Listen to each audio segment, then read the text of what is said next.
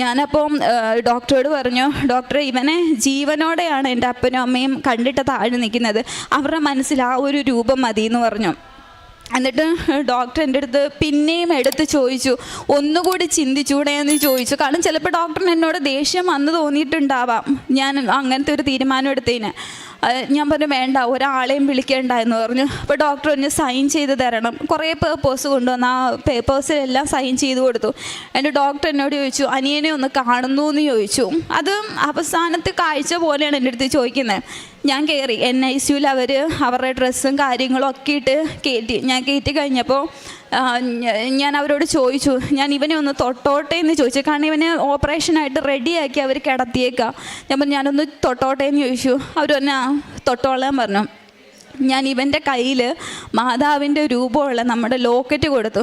ഞാൻ കൊടുത്ത വഴിക്ക് ഇവൻ അതെടുത്ത്